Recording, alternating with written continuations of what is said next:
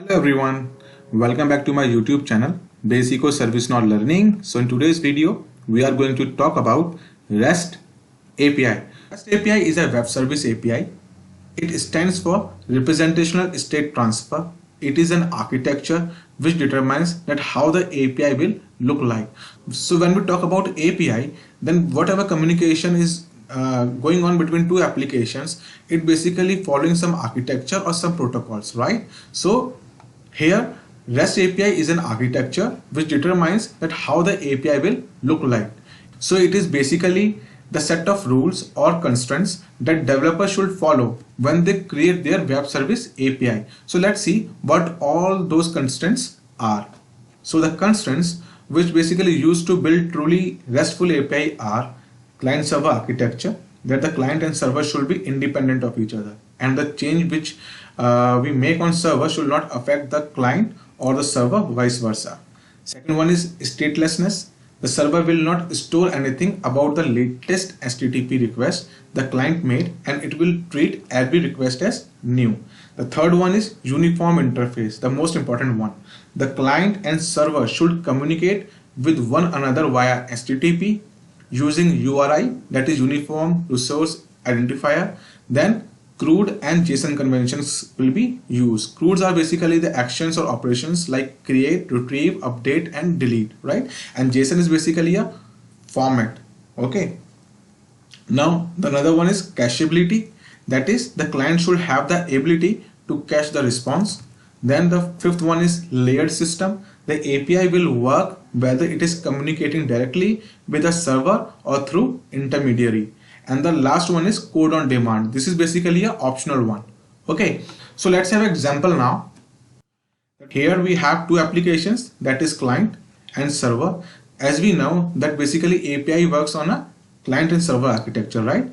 So here what happened, the client send a request to a server and server responds back to a client. So but the question is that what is the request, what it will contain, and how the server will come to know that what to do with the request, right? Now the next question is, when server responds back to a client, then what is the response, how the client will read the response, what is in the response, right? In which format basically response has been done. Okay, so the format is basically JSON here. So here the full form of JSON is basically JavaScript Object Notation, which is basically used for requesting and sending data in REST API.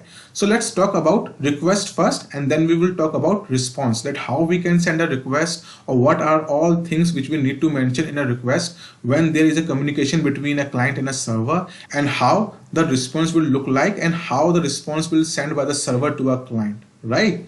So now let's talk about request.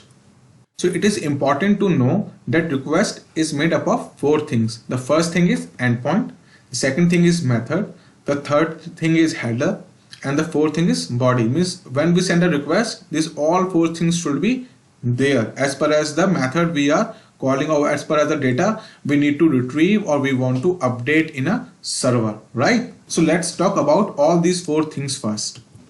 So here we have an endpoint where we have this HTTPS or some domain name, and then we have API now table name, right?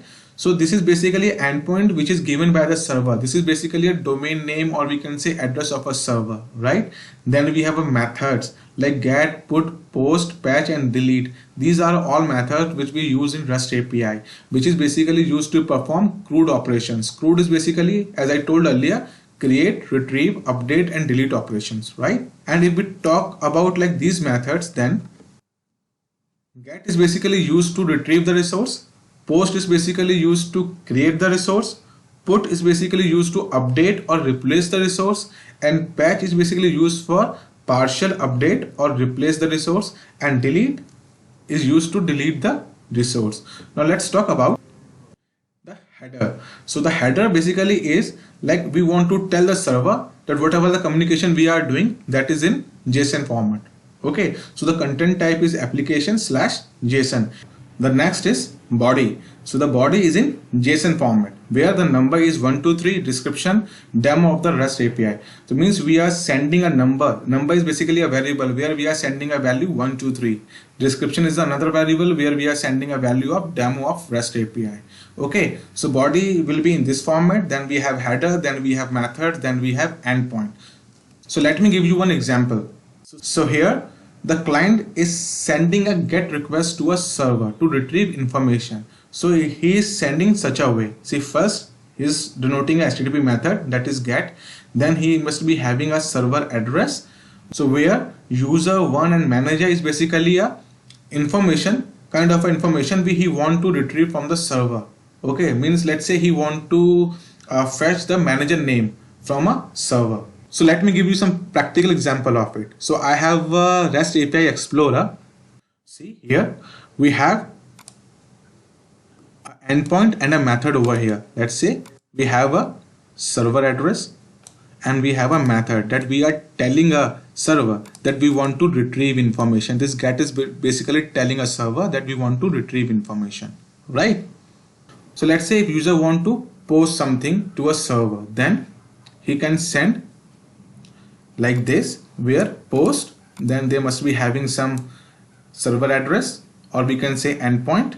Then the another one is header, means request format JSON and response format JSON. As we have talked about, like there are four things. First one is method, then we have endpoint, then we have header, and the fourth one is body. And the body is this, where we are saying that we want to post number as this, category as this, description is this, and active is this. So in this way we can post a request to a server. So now let's talk about response. So as we have already talked about that how we can send a GET request and a POST request, and we have discussed about endpoint, and we have discussed about headers, about methods and body. So now let's see what is a response. So how the server gave a response to a client.